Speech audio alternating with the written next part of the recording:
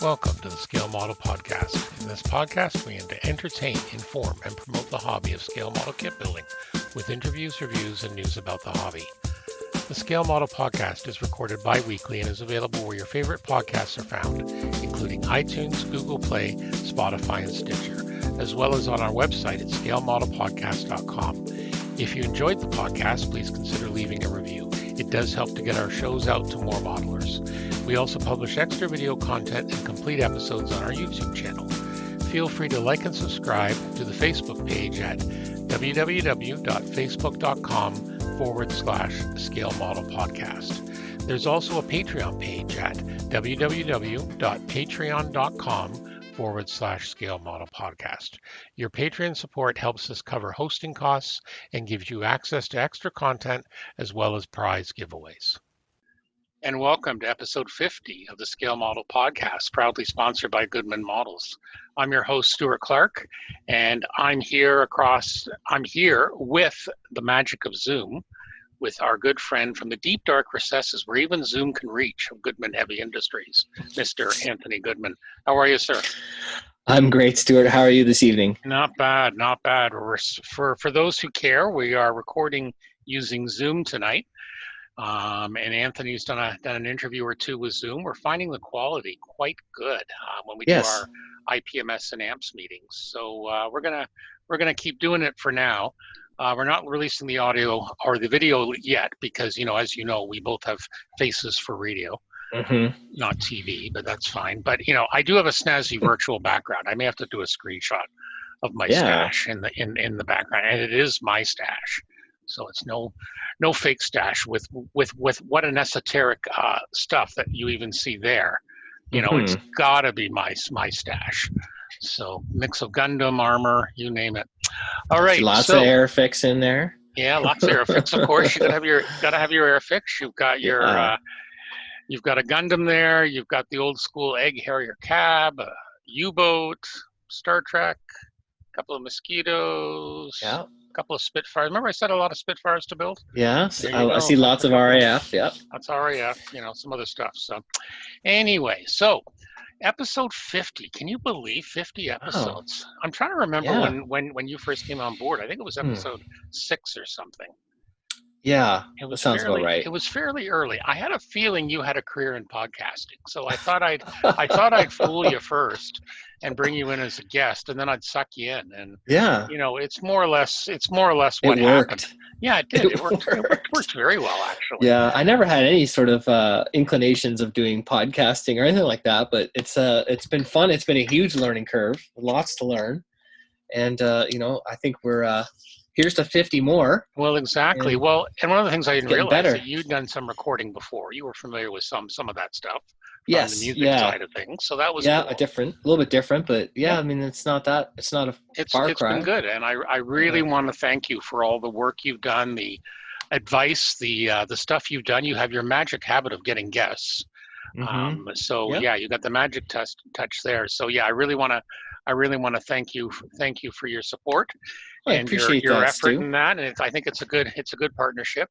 Absolutely. I also want to thank our official studio cats, all our cats who come by and say hi, and of course our wives. We should have mentioned our wives right off. They do let us out once in a while. They do let us out. They have great patience, and also I want to thank our other two good buddies in the podcasting world. The other two podcasts, maybe.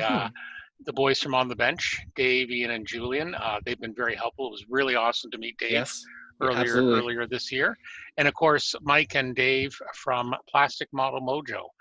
They've been very helpful as well. And, they were mentioning in their podcast, we all take great delight in cross-promoting each other.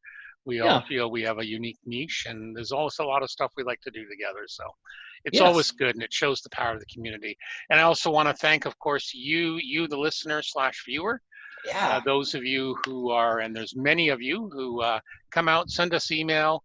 It was nice to meet a couple of you in Hamilton at not at Heritage Con, at the special day we had just before all this COVID stuff happened, when we had the On the Bench and our podcast together. And we're hoping to meet many of you once the model show season hopefully kicks off post vaccine from COVID. So thank you. Thanks All right. everyone for tuning in. Exactly. So let's kick off this episode by talking about our awesome contest, Anthony. Yeah. So we did mention that this is open now. Open now. Smp Supermodel Contest 2020. So we put a time frame of July 1st. Build your model between July 1st and September 1st. Mm-hmm. Correct? Right? 3 months. 3 months. Which is not long enough. Well, the end of September, September 30th. September 30th. Let's not. Well, that's better. Let's not scare people. Yeah. So all you have to do is it's quite open. You can choose any subject, any scale. Yep. Finish your model within the time period. Send your pictures in to what's the email that you want them to send their picture to? I believe it's smpcontest2020@gmail.com. But you know what? You can get all the information. We're going to have a link, but I've actually got a special page on the Scale Model Podcast website.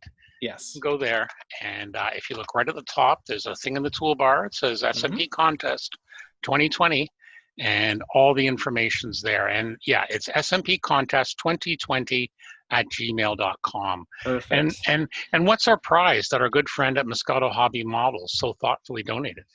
That's right. Yeah, this is sponsored by John Moscato, and the prize is one of his 1 to 48 scale baby space crab kits. So this is one of the for any people familiar with Robotech. This is the Invid little crab spaceship, it's an alien bad guy, and it's a beautiful kit. It's a full resin kit. I think they retail for about $108 Canadian. Right. So it's a nice little prize pack, and it builds up to a great little kit. I've seen some pictures of some finished ones. So any Mospeada fans or anime fans or Robotech fans, this is for you. And it's like you say, it's a great little kit. It's been reissued. I'm seeing a lot of people starting to work on them. I saw a discussion going where someone was trying to color match some Tamiya colors to the actual one there, and then there's some good lively conversation going there. So yeah, no, I love that stuff from that series. It's all those designs were so creative and sort of organic and very original, and they were really scary bad guys too. Yeah, exactly. When I was a kid, I thought so. So open to everybody. There's not a lot of restrictions. We tried to keep it free and easy, and all the entries are going to be judged by our good friend and a good friend of the show, Terry Measley, also of Terry's Trade Secrets fame. That's right. So, and all judges' decisions are final, blah, blah, blah, blah, and all that stuff. All that legally. So that's the contest. Now, also, we have a second contest this week. We have an official SMP giveaway. This one's an SCMT micro prize pack from Sean's Custom Model Tools. So this will consist of the model tape dispenser. This is great for your Tamiya tapes. I need to get my hands on one of these, actually. And the Tamiya CSI Krios glue holder, 2 of them. So this is the one that will fit both your Tamiya liquid cement and also the slightly different dimension bottle of the Mr. Hobby glue, which we discovered. He's got a unique design where you just turn it 45 degrees. He's got both in one thing. Yeah, so, these are great. I mean, I've been using them for a while, and it is good because they are square bottles, but you can totally tip them over. So I love these little things. They're awesome. They're awesome. And as I said, he's taken a unique take because there just is a slight difference in size with some of the Mr. Color ones. Like a millimeter or something. Yeah, just enough to be annoying. So Sean went back. We talked about it, and he went back and quickly knocked off another one. So and again, the Tamiya model tape dispenser is absolutely great. I had a chance to play around with it when I was taking some photos for him and reviewed it. And like I said, I gotta get myself. I definitely have to get myself one. So I'll probably be sending him an email off at some point. Yeah, I am fortunate. I have one, and I am using it, and it is great. Oh, I know you've raved about it. So it's been awesome. So all we're gonna do is we're gonna post something on the website and the Facebook page.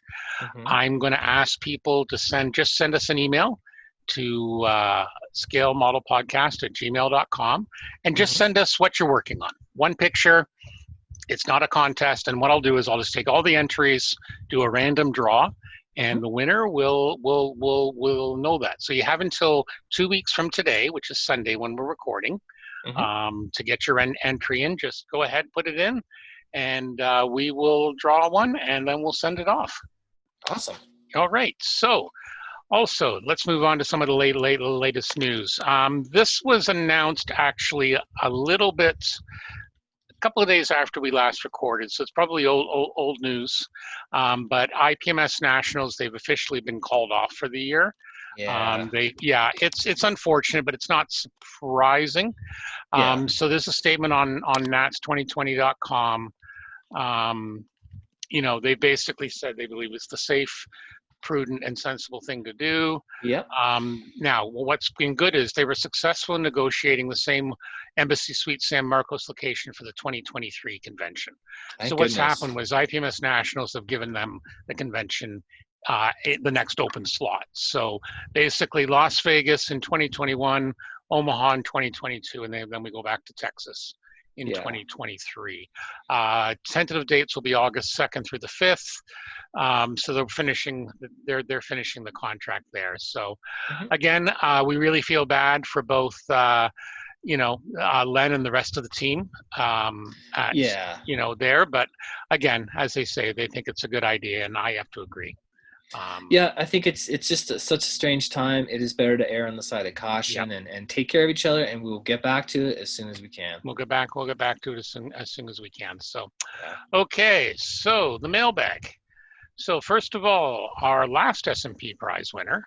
Yeah, that's right. Yeah, Ethan Heidenmill. Hi, Anthony. Yep. I just wanted to let you know I received the prize package on Friday. Thank you again, and please convey my thanks to the folks at FlexiFile as well. This was especially welcome because I always end up buying a bunch of stuff from the FlexiFile table at IPMS Nationals. Thank you again. So you're welcome, Ethan. Yeah, he won that. He won that good FlexiFile mega set, didn't he? Yeah, that was a good prize. And hint, there's another FlexiFile prize pack coming up in the future.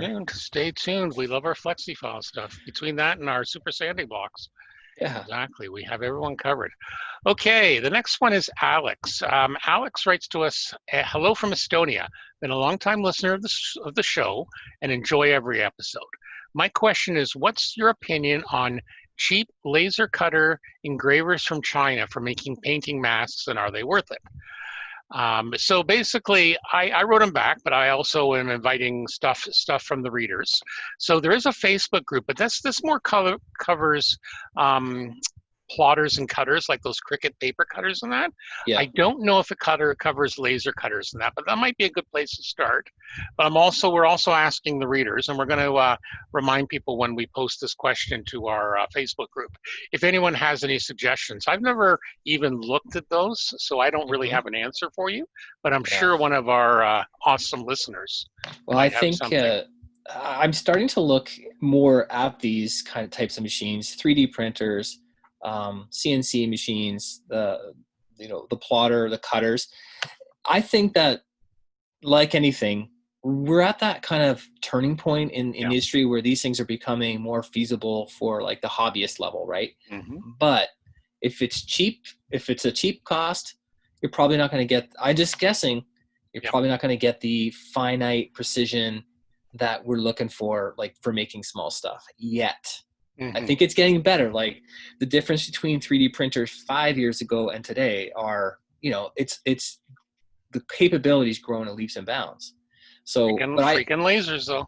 Yeah, right. Absolutely. Like when remember those first 3D prints that we were seeing, and you can see all the grow lines on them, and they're really like models like that.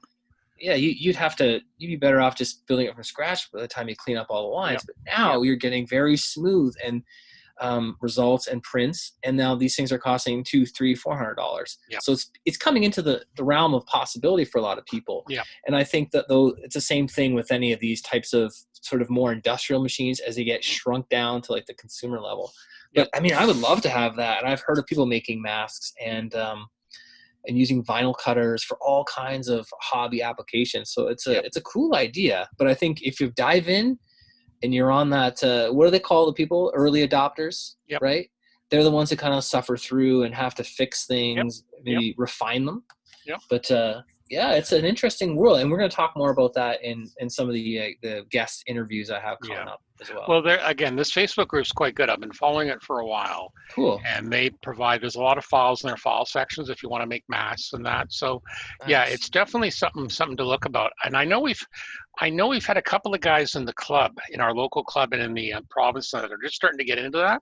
Yeah. So it'll be interesting to see. And a lot more people are using masks to do like insignia, roundels and Yes. stuff like that. Absolutely. We had a couple of guys in our club. I think we had a member recently do a Spitfire, and it turned out very, very well. And that's what Yeah. interests me. I mean, so. and I think a lot of the pro, the guys who get good results, guys and gals, they've been doing that for a long time, right? Yep. Painting instead of using decals. And I just had that experience as well, where I used the decals on the Quincy Row kit. That's right. And then made my own masks and painted them. The painted result is definitely way better than the decals. It's almost easier to work with too. It's more time consuming. Right. So I can see that. it's an interesting question, Alex. And I think too, there's still a lot of like, what do you say, mechanical alternatives out there, like the thinner line cutter and these types there's of things. different things, but it's nice when something like this, it's just once you get the pattern set, boom. And more complexity, right? Than buying just something that cuts circles, something that cuts straight lines, or like a template where you have a limited amount of shapes available. And there's a lot of people doing it. So there's a lot of guys borrowing their wives' cricket machines because they use it for card art, and that's where some of this came from, because people were able to hack some of the cricket machines so they could do a lot more, similar to 3D printers, the maker space. So so as I said, Alex, we'll see if we can get you an answer from our listeners and all that. If anyone emails in, they don't want to post, they can email us, and we'll make sure we get that back to Alex. Steve Schaefer wrote, "Hey guys, I wanted to share my latest build with you. This is a 1/48 F8U3 Super Crusader. This is the Collect Air kit and is completely resin. I couldn't have done it without my super sanding blocks. Thank you, Anthony. Those sanding blocks saved my ass." Oh, that's great, Steve. I'm really glad they came in handy, and that's awesome. That's amazing. And again, we'll have some pics of it. It's a nice looking build. Cool. We'll have some pics up on the website with the show notes. And last but not least, well, maybe least, no, our good friend Tony Jacob, he chimes in. We seem to hear about Tony everywhere. If he's not rating us, he's rating the other two podcasts. Yep. So he had this picture, and again, I'll put the picture up, but he titles it "Screw-ups that we never stop making, number 28. Touch dry on a clear coat doesn't mean dry." That's what happens when you're impatient to finish what's on your bench because some bright sparks announces a competition on their podcast. And he's got a smiley face. Yeah. So I wrote back to him and I said, "We are not responsible for rushing previous work." And I've done the same thing. But you know what? Oh my goodness. I think that fingerprint, it's a slight fingerprint, looks like on a US Navy Helldiver or something. I'm sure it will buff out, or you just make it weathering, Tony. So Tony's experience, he knows what to do. He knows what to do. It's so right. And we were talking about this just a minute ago. We get close to the end. You just want to see that model go away. Yep. You're tired of working on it, and you are excited about the next thing. And it's very easy to take shortcuts that we know are terrible. Been there, done that, cried a lot. Done that. Pick the pieces off the floor, et cetera, et cetera. Oh, Patience. I know. It's hard. It's got to remind ourselves. Exactly. So that's great. So again, we'll post that picture as well, and that means, Tony, we're looking forward to you're doing an entry. We're looking forward to seeing what you've got. Absolutely. So, I would say bribes will be taken, but we're not judging. So. And I'm kidding. That's right. You can still send us bribes, though. We'll see could. It's not going to help. It's not going to help you on the contest, but we'll thank you.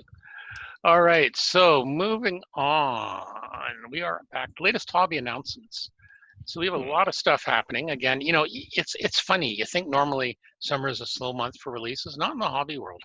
We seem to have a lot. It used to be the sense of like people don't build their models in the summer because they're outside or they're doing this, they're fishing. If you're in the northern hemisphere, if you're in Australia, it's middle of winter. Right. They got snow. They got snow in the heights around Melbourne and that. Yeah. I don't know if Dave went skiing, but I just see that. I mean, obviously, show season seems to be more towards the fall and the springtime. Yeah, for us, definitely. Yeah, that the ones that kind of in our area, but it seems to be. I don't really slow down. I mean, I do all the outside stuff, but still. Yeah. I used to slow down a little bit because I did have more yard work and that to do, but now I don't since I have the townhouse. So, Yeah, I seem to go at a pretty consistent pace. Mhm. Anyway, Hobby Boss. So this is from our good friends, the Modeling News, and they Mhm. did do a slight oopsie on their title. They had Hobby Boss's 2 new releases for May. They meant July because they Ah, mentioned it later on. That's fine. yes. So they start with a German 3.7 millimeter Pack 35-36 on a 35R frame. So this is a Renault R-35, originally of Mhm. the Second World War. It was designed from 33 and produced in 36. Um, so basically, it was based to assist in infantry. It was infantry support. And it was relatively well armored, but slow, lacking a good anti-tank thing. So basically, what happened was they got all captured, of course, by the Germans. Mhm. And this is what one of the results is. They basically started using it for themselves. So Of they put on course. a Pack 35-36 gun and used it as an anti-tank role. Huh. So There you go. yeah. So basically, they had produced about 1,600 by June 40. It had also been exported to Poland, Romania, Turkey, and Yugoslavia. Mhm. And again, they used quite a few of the vehicles Germany did. So 420 parts, multi-slide molded turret and upper hull, nice sheet of photo etch there. So Mhm. again, looks like if you're an armor fan, it'll build up something quite Yeah. well. It looks like you don't get the original French markings, which is interesting. They just gave you kind of the No, this captured is a German captured German one. repurpose. Yeah, Yeah. exactly. So I wonder if that means another release where you get the original well, Renault French because I think what happened was equipment. the Germans changed the gun. They added the gun on top. Okay. So I Right. think this was a German modification. Mhm. Again, I'm terrible with armor sometimes, so someone please correct me. Hmm. But yeah, so this was a German. They kind of took. They did this for a few things. When we get to Tamiya, we'll talk about that as well. They would sometimes take the chassis and put their own armament on it. Right. So yeah. Yeah. Okay, moving on. They've also released the Su-27 in the Russian Knight scheme in 1/48 scale. This is the Flanker B. Mhm. So this is a roughly the same counterpart as the F-15 Eagle. It was produced just after that. It's twin engine Mach 2. Mhm. Good heavy armament, etc. Um, yeah, so this one here features a demo team, which is basically the what did I say? I want to say the Golden Knights. The Golden Knights. Russian Knights. Russian Knights. I know. I Yeah, want to say Russian Golden Knights. Knights. That's Canadian. Yeah. So basically, it has that scheme. Really nice looking decals. Yeah, that's If you fun. like this plane, the Russian Knights. Yeah, basically two different versions of the Russian Knights, which is one of their demo teams. So yeah, Yeah, that's cool. looks Colorful. like a fairly nice one. 300 parts, 469 millimeters in length. A little bit of photo etch for the mirrors and whatnot. 315 millimeters in wingspan, 17 sprues. Mhm. So that is from Hobby Boss. Moving Cool. moving on. Ammo. Always between ammo and MiG. Between ammo and AK. There's always a ton of new stuff. Mhm. So a bunch of new publications as well as glues, paint, sanders, and sponges for July. So let's start with the books. So how do you want to pronounce this? Kotobukiya models? I'm sure Yeah. I'm slaughtering that. Yeah, Kotobukiya. Yep. Yeah. They make they do a lot of like accessory parts Right. and a lot like kind of scratch building From many sort of different series. Yeah. general part. I love their stuff. It's great, and it's all really the molding quality is very crisp. And then Right. they've made kits for stuff. I have a Yeah. couple I'm just looking at this. Yeah. Kotobukiya kits. So this book basically covers how to weather these and all different Interesting. ideas in tech and how to review. They've got some figures and stuff like that. It's for quite Hmm. a wide range. There's one in particular I really like where they show how to do some bullet holes, like bullet holes with cracks in a windshield. Okay. Yeah. That looks Cool. very, very cool. So yeah, some very nice looking mechs there. So that's pretty Yeah. cool. And I believe the price was that there's going to be an English and a Spanish version, 28 euros, 132 pages, 500 images. So yeah, pretty nice. It looks Next like up, a it looks like a good read. yeah. Next up, we have the Rust Effects. This is a super pack. So this is kind of similar to their complete all-in-one sets. This is a smaller version. Yeah. So this is basically, you get all the elements necessary to produce rust, streaks, stuff like that. So you get a mix of their rust paints, their washes, as well as some of their oil brusher products, etc. So it looks like Cool. you get 5 of the pigments, 3 of the brushes, 3 of the paints. So again, basically all in one box. So if you want to, this is a nice little set. This is a nice little set for a starting point, because I noticed when I was trying to find out about these different types of weathering products, right? You're like, well, can I just get like a general set to start with and then figure out specifics? But I couldn't find that, maybe 5 years ago when these things were getting kind of more popular. This looks great because it gives you a little taste of, you got the kind oil of everything you paint. need. Yeah, you've got pigments, the enamel washes, and then some paint. Like some, looks like when they have the old rust, dark rust, medium rust, it looks like just straight up acrylic paint. So this is the way to do it, I think, in my opinion. This is going to be about 33 euros. And then they're also getting into sanding sticks, not like solid sanding sticks. Yeah, just your typical. Put the lawyer away, Mr. Goodman. You don't need them yet. Standard sanding stick, probably made in the same factory. 4 different grits, 180, 320, 600, 2000. Yeah. Then they have a multi-purpose one. I remember the squadron sanding sticks would be like this. Yes. It would have four per thing.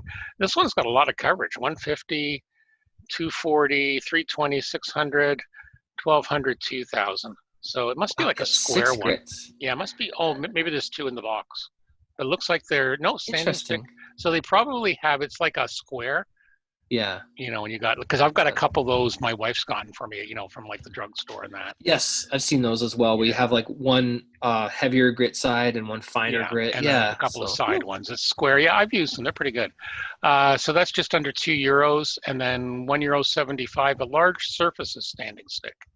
So this is 320, 600, 4000. Different colors for each one. And then they're also doing a new line of sponges. So a lot of people like using sponges because for all different uses. I just use regular kitchen ones, but people use them for washes or for removing things or all that. I like these. Yeah, so these are basically 3 different shapes. So you've got a wedge drop sponge, a round sponge, and a teardrop sponge. Now, it's really hard to see in the picture here, but I'm wondering how similar to these are to what I use, which are the makeup sponges. You can get like makeup sponges at the drugstore. I have those as well, and they're like a pie shape. It's like a pie different slice. Ones. There's different ones, and it'll be interesting to see. So so they're offering those they vary between 1 and 1.25 and 2.25 euros, depending on which ones you have. I like the typical kitchen sponge. I mean, I took right away to cutting them up into custom shapes. Yeah, I use those to simulate chipping. Yeah, but even not only to chipping, but I've done they've come in handy for chipping.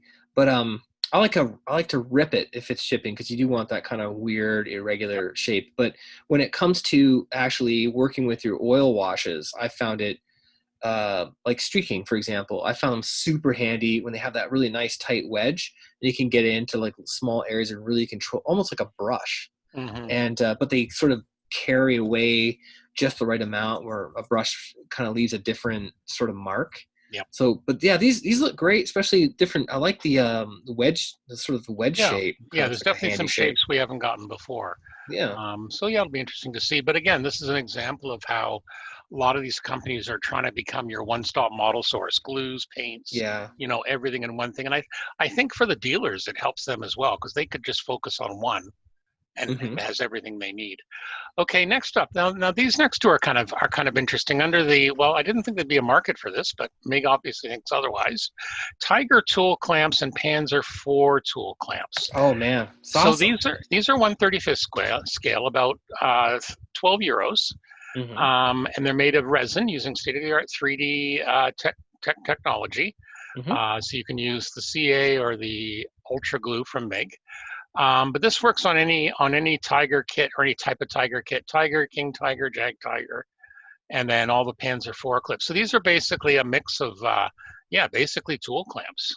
See, I think this is great, and I want to see more of them, because I have found on the armor kits I've been building, this is when the detail, gets dropped. This is when they put a little blob on there and it's a clamp. And you sand it off, and then, okay, you have to either scratch build it, or you have to go maybe a little bit more expensive route and get like an aftermarket set. And finding the right set, it can be surprisingly difficult. So this is great. And I think I'm never going to build a Jagdtiger, for example, but I want to see some modern, like the clamp sets that are, it's got to be the right era. It just occurred to me where this reminds me of, and now it makes more sense. Remember a couple of months ago, we were talking about 3D printed resin, either 3D printed resin, 1/350 of ship detail stuff. Yes. So like the 20 millimeter roller cannons or the Bofors. And again, if you don't like to work with photo etch, because sorry, Ian, photo etch isn't your friend all the time. This is perfect. You don't have to bend anything. So yeah, now it just clicked. Notice the slightly dim light bulb above my head. Yeah, but hopefully it's crisp. Hopefully it's crisp. It looks crisp. I think it would be. The problem when you get down these really small parts and it does have a seam line or flash, they're very difficult to clean up because you're trying to hold it and work on it. So so I can see that. Yeah, I mean, like eyelets, tool, like the tool clamps. How about the tools themselves? Well, I think tools now are. I feel like they're more common. I think you can get a Tamiya accessory set for World War II, for modern era, where you get some of that stuff. Yeah. And even I've used quite a few kit ones, and they're not too bad with a bit of cleanup. But it's the way that it's would actually be fastened in real life to the tank that is just too small for them to deal with, or it'd be too fiddly. So I encourage this. I like to see more of this kind of stuff in plastic. Hopefully, if it works out to be high quality, and then for different subjects, different eras. Okay, well then you're gonna like the next one. So King Tiger engine cover grills, 1/35 square, €8. This is normally something you'd see with photo etch. But again, this is also resin, 3D printed resin. Wow, cool. And these look very nice. So again, if you don't want to play around with metal, definitely something to look at. I wonder how fine it is. Well, that looks pretty fine for a 1/35 scale. I'll have to see. I'd like to see them in real life because I mean that's the thing about the photo etch is that you get very crisp, sharp detail. Well, but they're saying that with some of the resin stuff, like some of the ship stuff. I've seen some at club meetings, and it's pretty impressive. Okay, like some of the resin ship stuff, we had some guys who ordered some stuff. And it looks as good as you'd hope. It's pretty, it's fine, and no frickin' fiddling or bending or going nuts ready to building go. 20 parts. Glue it on. Exactly. Okay. Also, well, if Maker Ammo wants to send us a copy, we're quite happy to review it. And then I'd love to see it up close. That. So if you're listening, let us know. Okay. Next up, they have some more paints. So they have their Russian Flora uniforms in the figure set. So this is a modern Russian Army uniform. They call it the Flora uniform pattern. So you've got 4 different colors there. They've also got a set now for World War II Japanese cockpits with 4 different colors. Yeah. And then we've also got some more books, how to paint modern Russian tanks, 68 pages, €10. Again, nice, looks like a nice complete one, soft cover. That's a good value. Yeah, €10. You've got a good little detail in there on how to do all of it. These are called their solution books. So I believe this is similar. This is number 7. So this is like the ones that come out with those solution boxes. So this is just the book only. So yeah, that makes sense. That's cool. And again, it shows you all the different. So they must have, if I recall, they had a solution box for Russian armor. So this included before all the stuff, but now this is just the book. Because some people will already have a lot of the stuff. They don't need all the paints again, but they want the book. Yeah. And again, very, very nice. So that's all this time from Ammo. Some pretty cool stuff there, as always. Okay, moving on. A couple of new items from Barracuda Studios. I always like following them. They send me an email once in a while. So they give Barracuda does some very nice resin stuff. So they've got for the Airfix Hellcat in 1/24 scale, they've got 2 different types of tread wheels. So diamond tread or cross tread. Again, depending on where your Hellcat was based. depending on how you're going to decal it. So, yep. They've also got a Hawker Hurricane in 1/32 scale, 4-slot main wheels.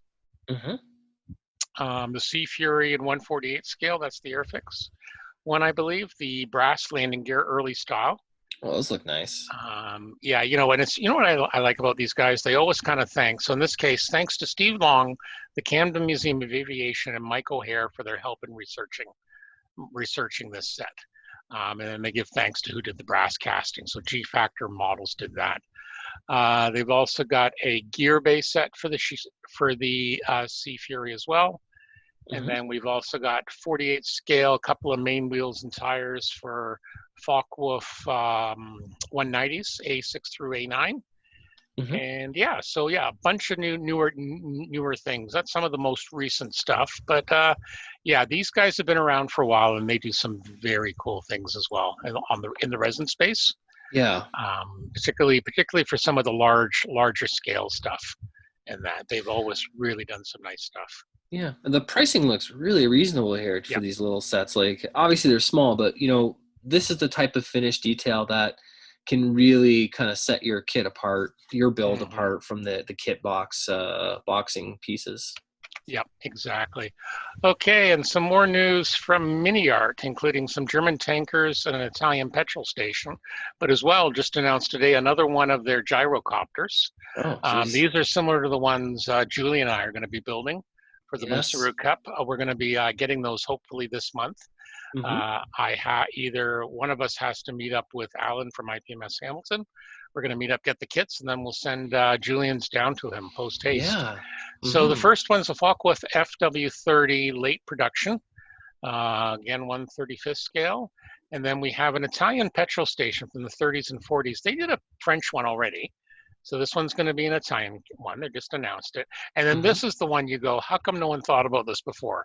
German tankmen painting their tank. Oh, that's cool. How cool is that, right? So you know what? If you screw up your paint job, you could just slap these guys on and say, it's in progress. No, I'm kidding. No, these look really good. It comes with 2 types of ladders, a compressor, a couple of buckets. You don't have to use your tank buckets, et cetera, et cetera. So yeah, these look like it's going to be fun too. These are all marked as coming soon. Yeah, it's good diorama possibility. Well, they have so many. Mini Art just continues every month. They seem to have newer stuff, right? From all different, from that period and so on. So, hey, this is the same company that came out with birds in 1/35. What's not to love? Yeah, you need those little, those different type of outside the box, people posing and accessories to try and bring a model to life, right? Yeah, and it's nice if you can just do that if you don't have the time to scratch build it yourself. There's some people out there say, oh, I can scratch, that's fine. But sometimes we all don't have the time for that. So, okay, a couple of new things from Tamiya. So I normally check out their website. They always have new releases there, but they also snuck a couple of things in that weren't on the website. So I'm just going to cover the upcoming releases, July 2020. And basically, it's just 3 more of the lacquer colors, flat blue, flat red, and flat yellow. They're up to 80 colors in the lacquer range, if you can believe it. And I think that was only released 1.5 years, 2 years ago. That sounds about right. Yeah, it's pretty new. Well, and again, people are swearing by them. We've got guys we know in our local clubs and stuff like that. They love it. Lacquer's the best. They love that paint. So the other thing, but Tamiya snuck in a couple of things here. They've also snuck in a brand new, this was announced on the 3rd of July, a new 1/35 Panzer IV and a Marder 1. So this showed up at Tamiya's headquarters, and they did some photos of that. So we'll start with the Marder 1. So the Marder 1 was actually basically it was designed basically based on a French anti-tank gun chassis, the Lorraine 37L. And then a Major Alfred Becker came up with this in May 42. So the problem is when they first started invading during Operation Barbarossa, they found themselves outgunned by T-34s and KV-1s. Most Panzer IIIs have been recently outgunned with a new 50 millimeter. It was still found insufficient. Yeah, I need another coffee. Because the problem is they were still fielding a lot of older tanks, like the Panzer 38 or the Panzer 2. Yeah. The Panzer one was inadequate, so they needed a vehicle capable of carrying the best German anti-tank gun which was available, which was the Pak 40, 75 millimeters. So basically, they converted 170 of these French chassis, and basically that's what they did. Well, it's just like another stolen or sort of repurposed. Well, they basically, yeah. So they basically cut off the top. They slapped on a Pak 40. Yeah. And yeah, they did 170s and they produced them over 2 months. And they also did some other French chassis, Hotchkiss H39s and FCM 36 chassis to produce these. So yeah, so again, they didn't, they, by the early 44, most of them were destroyed, but eventually by then the Martyr 2, 3, and the Stugs had started to come in. Yeah. So yeah, so, it was a good stopgap measure. And so yeah, so this is that. It comes with a couple of figures as well. And what else was I going to say about this? Just yeah, so they got a good picture of it, full interior, full detailed interior from the build-up shot. Looks like a nice looking one. Then we have the Panzer IV, the Osfeth in 1/35 scale. There's been a version of this around in Tamiya stables for years. This is like an all-new tool. So this is the short-barreled 50 millimeter single plate armor, around April 41. So yeah, 23 tons. Yeah, basically it was the backbone of the German army throughout the war. So yeah, this looks like a fairly simplified construction, detailed finish. Again, all we're seeing so far is just a complete buildup, one kit buildup. We don't see sprue shots or anything like that yet in the pictures. But this one does have 3 figures, including the commander, then 2 guys hanging out the side of the turret. What's that? Nice poses. Yeah. So again, hopefully we'll hear about that more, but we literally just got that news on Friday. So yeah, that's exciting. Sneaky Tamiya. They're always sneaking in stuff, I tell you. Looks really sharp. Looks like it'll be one of those, again, another great build up. Yeah, it seems to be a classic kit. You look in scale mates, you'll see Panzer IVs a dime a dozen. And again, there's been one in Tamiya's stable for years. So hopefully it's an all new tool. And we'll hopefully hear some more later on. Okay, moving on. Kinetic, our good friends at Kinetic. A couple of new announcements. A couple of things from Facebook and a couple of things I read somewhere else. So they're going to produce a new tool, 1/48 scale AV8A. This is the U.S. Marine Corps version of the Harrier in September 2020. They're saying now this was delayed a lot. I believe it was supposed to be out last year or 2018, but apparently they're now putting a date on.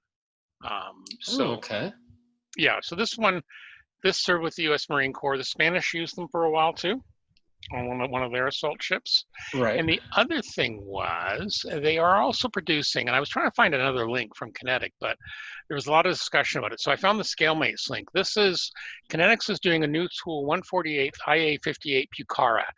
A Pucara is a twin prop ground attack aircraft. It was used by the Argentine Air Force during the Falklands War. And there's not really a good quality one, at least people are saying, about this kit. So people seem to be excited, fans of these. And I also know 2 Bob Decals is going to be doing the actual decals for it. Great. Because he was in a Facebook Live post and he mentioned that. So yeah, it's an attractive looking. It's a bit different. It kind of reminds me of an OVA Bronco in its own way. But again, very similar role, designed as a ground attack. You wouldn't want to take this up against Harriers or another fighter. But yeah, very, very famous. Some of these were destroyed by the SAS during raids during the Falkland campaign on their airfields. So yeah. But again, nice, interesting looking one. I've never seen one in 1/48, and apparently a lot of people are excited about it. So that's good to see. Cool. Special hobbies.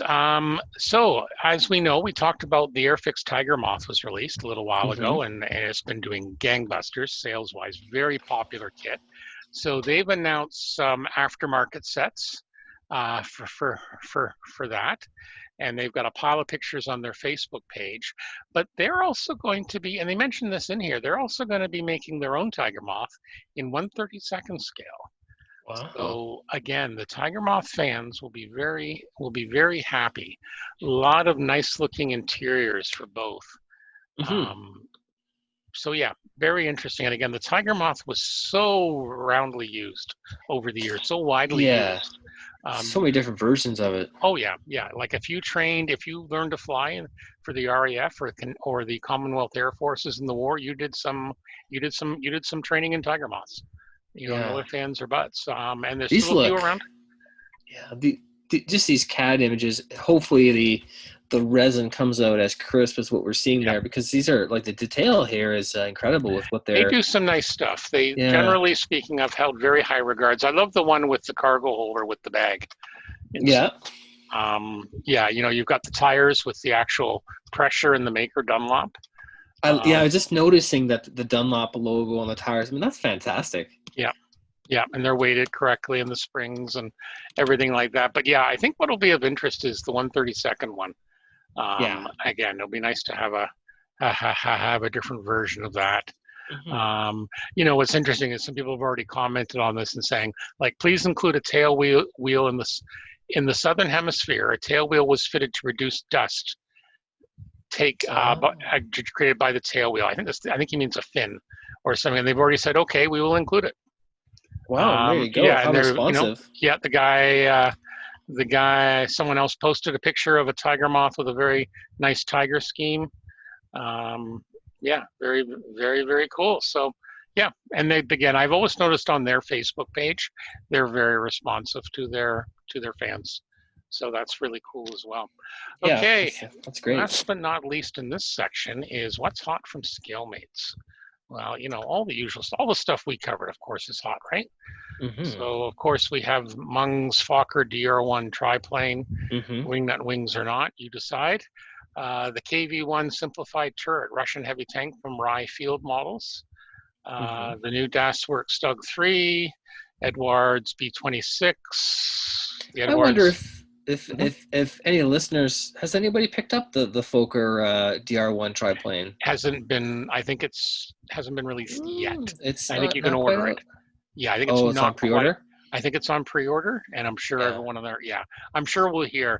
And unfortunately, I think you're going to have a lot more rivet counters. Go over this with a fine-tooth comb. Well, listeners, if you do end up getting one, drop us a line. Tell us what you think. Drop us a line. Let us know. The ME-163 Comet and 148 from Gas Patch Models. Of course, Tamiya's new Ford Mustang GT4.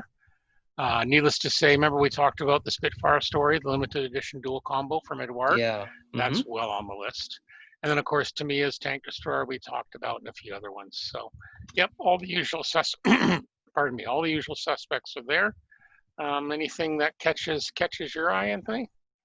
Oh, Lightning's still on there, of course. Yeah. And, I mean, it's a lot of the I think, the things that are hot. There's the Panzer that we were just checking out earlier from Tamiya. And, I don't see your carrier deck hasn't shown up yet.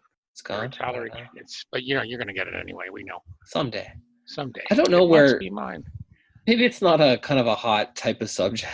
Well, no, but people talk about it. This is based on what people talk about and stuff like that. So it's always interesting what comes up. Now here's an interesting one. Remember we were talking about the F4J for Hasegawa 148. Yes. They've got a Spine Electronics Black Dog has a resin insert set there. Oh, nice. Looks very, very nice. Again, for those building that. There's so many different things. Oh, the Star Destroyer, the lit one. We have a guy in the club. My secretary in the club is building one right now, Jeff. He's having a ball with it. Cool. So, it's looking great. He's posted some pictures, and he's doing some great work there. Now, here's one that's interesting. So Airfix restarted their Airfix club. And that's something you can sign up for. You get a newsletter, but you also got exclusive kits. So they made a B5N2 Kate. This was a torpedo bomber or a bomber from Japan in the war. But they made this one with surrender markings, unique surrender markings that happened just at the war's end, and a U.S. testing one. And apparently people have been they've basically been crashing Airfix's servers, trying to sign up for the club. Wow. Yeah, so that's kind of neat to see. Yeah, they picked some nice schemes for it, so I think that'll be good as well. So Well, yeah, that's neat. so that is what's hot, what's fit to print, and all that good stuff. Now there is a what's the scoop, Anthony? What's the scoop, dude? Yeah. Oh, I'm very excited about this one. So, apparently, we've seen a couple shots. New Pat Labor kits. This Okay. is amazing news. It's from Good Smile Company, part of their Motoroid series. Mm-hmm. So, from what I have seen, and this actually comes from the 80s model kit page on Facebook, Okay. and 80s anime model kit page rather, and they shared the post from Supreme Mecha, and these appear to be sort of high grade style kits. So originally, when Pat Labor was airing on TV, it would have been around 1989-90, Okay. and so there was a series of kits Mm-hmm. in 1/60th scale from Bandai, and they were of the time. So they were decent kits. I think they're high tech at the time. They had these sort of rubber pieces that were the joint covers, and they came sort of pre-molded, but they had stickers, and some of them had figures, and they didn't really look a lot like the beautiful box art. Okay. So I mean, they're over the 80s and 90s. There were also a lot of resin and garage kits, hard to come by. And vinyl. Vinyl was a very popular medium to get like sort of static posed mecha from the Pat Labor series. And then about 10 years ago, there was a couple master grade kits of the AV98 Ingram. Okay. And you got there's a couple different versions of it, and they were sort of different modified versions of the main police robot and the Griffin. But this is awesome. So these are, I don't know what, I hope these are model kits and not like sort of toy collectible figures, which is kind of a big thing, but obviously not what we're interested in. But these look amazing. And there's also the Bulldog, which I've never seen that in kit, which was like a construction vehicle. There was another AV98 Ingram and a Helldiver, which is the namesake is obviously a reference to the classic plane. But man, that is my all-time favorite mecha design, and I would be so pumped to have a new modern kit iteration of that. It was like a combat labor military use. It was like air capable, not flight capable, but they would drop it out of airplanes, that type of thing. So yeah, this looks amazing, and we've seen a couple pictures just in primer, some test shots maybe, and then I did see another photo of color, but I'm not sure if they were just CAD renderings. But that is awesome. This just popped into my radar yesterday. Well, that's very See what cool. happens. Yeah, I noticed they have a separate blog, Mm-hmm. and I'll put it in the show notes. It looks like some interesting stuff that they do. Yeah, both kits and otherwise. So yeah, this is. Yeah, I feel like the Motoroids. Now, I'm not gonna be the expert on this, but I feel like they actually do a lot of kind of like figures. So Yeah. you're a fan and you buy this thing and you put it on your desk at work, and it's pre-colored and maybe it has movable joints. So I'm really hoping that they are going to be. Well, this looks like a review site too. So they obviously do a lot of review stuff, and looks like both kits and like static figures, from what I see here, just on the first. So fingers crossed it's a kit, because that would make my day. A review of a 1/144th Woodom pod, WODOM pod. Never heard of that. I don't know what that is either. It looks like a cute little toy, but it looks like it carries some pretty hefty weaponry. Now here's an interesting post here. There's I see a little note. They're holding up like an advert, and it has the silhouettes of some like some new releases, right? Or future releases, and you can see the Zero, which the EXO model, and it says latest releases and secrets revealed. Look at how Motoroid plastic models are created. So I sure hope they are plastic models. And it looks like they're doing like an Ed 209 from sort of that police robot from RoboCop. That was awesome. I love that one. Yeah, that was a fantastic kind of thing, right? So this is, you know what? Yeah. We love seeing a new. We love seeing something we discover. They've been around probably for years. But the Motoroid's a popular series, and it seems to encompass different sort of properties and pop culture series. all See, kinds of this the stuff. stuff I never heard about, like something called Tall Geese, TV animation color. There's something there. Oh, the There's Tall Geese is a Gundam, Yep, or not a yep. Gundam, but it's Well, they're from talking about Gundam. there's a review there, and Yeah, yeah, all sorts of different things. So I'm gonna have to check this out later. So that's cool. yeah. So anyway, that's suprememecha.blogspot.com. I put that on the show in the show notes as well. Oh, that's very Okay, cool. that's what's the scoop. So what's happening in the world of Goodman models, my friend? Well, I'm just plugging away. I've got lots of sets in stock. I'm trying to source new plastic, which is a little bit of a challenge because Yes. just due to the global pandemic, I mean, people are snapping up plastic to make face shields and Mm-hmm. those sort of plastic barriers that you see when you walk up to the the Yes. till at a shop and Yep. separating cashiers and that kind of thing. Mm-hmm. So plastic is just booming right now, and it's going to be interesting for me. So we'll see. Obviously, people need to have the proper, health, Yeah, security, exactly. and PPE in place. But yeah, I still have some sets left. I've got full stock on super standing blocks, value packs. I've got lots of super stands. I've got singles. I've got factory seconds. So yeah, anyone can order at any time, and like our friends who are writing in saying how it was helping them out with different kit projects, resin kits, plastic Mm-hmm. kits.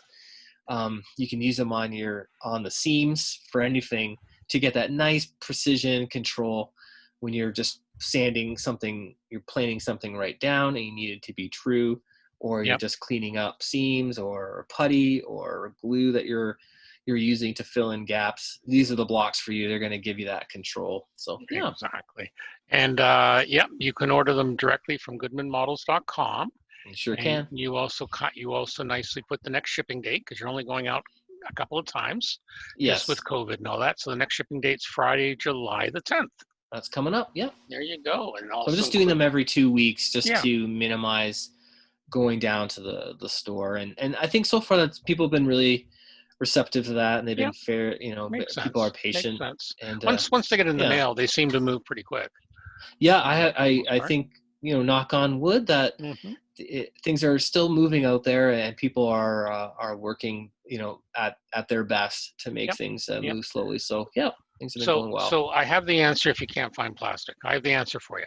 I've been Yeah, giving this a lot of thought. Solid gold, solid platinum. What about solid perfect. platinum? There you go. Right? That can't be that expensive. We'll make a special Yeah, edition. titanium. Titanium. There you go. Yeah, There that'd you be go. sharp, huh? There you go. Yeah. The price might have to go back up just a smidge though, right? Yeah, Just it'll be just maybe premium. just maybe a smidge. Exactly. Okay. So let's move on to our topic. And Yeah. this is our wrap-up interview with our good friends at WantaFest, who we Mm-hmm. promoted, and it was happened about a month ago. Both Yeah. George Stevenson and Steve Iverson. And how do you want to just introduce this one, and then we'll just go on with the Yeah. interview? So these two fellows and plus another team, I think about 5 or 6 key Hmm. individuals, they just were trying to respond to the annual Wonderfest being canceled. And George mentioned a couple interesting points that kind of stuck with him was that everyone's just, I think in general, bummed that the show got canceled, but that the people who run Wonderfest spend a lot of time and there's a lot of money tied up in booking something and then canceling it when it's that large. So Yeah. it's a huge con, and that all those people are hurting. Plus, all the vendors who go there, kind of, people tend to build up stock to do these big events. It can be a massive loss for all the vendors. Yep. So we wanted to do something to kind of bring the community together. They decided to do this online version of it. So it was a model contest with a couple other features. And he got Steve Iverson of CultTVMan.com involved and some other key people that they mentioned and give credit to. And they put together a fundraiser online contest, and they pulled it off. And it Yep. just sounds like what a task that it turned out to be. They had an amazing response. The contest entries were just, I mean, you saw some of them, they were quite Oh, fantastic. just absolutely amazing. And again, every time I see pictures from when Wonderfest happens, it just it always Yeah. blows my mind. So, There's okay, a, yeah. so we'll just get right on to the interview. Okay, welcome to a special follow-up interview all about the WantaFest online festival, sort of in place as a temporary holder and fundraiser for the regular Wonderfest that sadly was canceled due to the COVID-19 pandemic. And we are catching up with George Stevenson and Steve Iverson. And we want to follow up and find out how everything went down, what happened. And so welcome to the show, guys. How are you doing this evening? I'm doing Steve? fine. It's hot down here and rainy, so I'm hiding in my basement right now. Excellent. And George, how are you?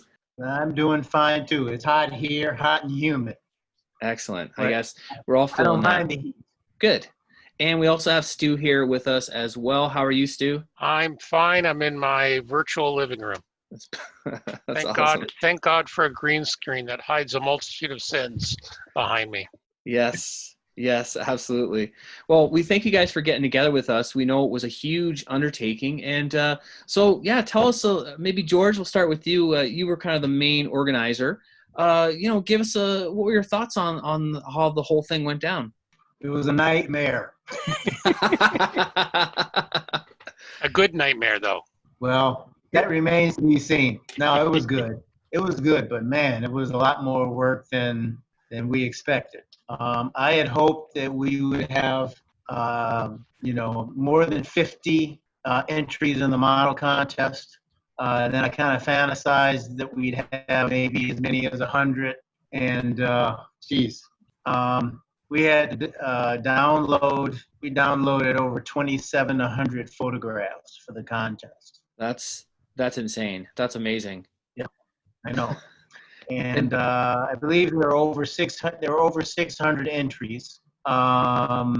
We had, I think we had 5 categories, and we were planning to do the voting via a Facebook poll. Mm-hmm. And I kind of joked that we broke Facebook because we had too many entries, so many entries that we couldn't get them all into one poll. We had to break a couple of polls up into three or four. We were misled about how many we could have in a poll. The Facebook program says that you can do as many as 100. That turned out not to be true. You can only do 80. And so we had everything all set up, and when we tried to do 100, it just kicked everything out. Mm-hmm. And so we had to start over, and it was a nightmare. It really was. But ultimately, we got it done. Norbert Ostner from Resin Maniacs did a great job pulling it together. It turned out to be, a lot better than we thought.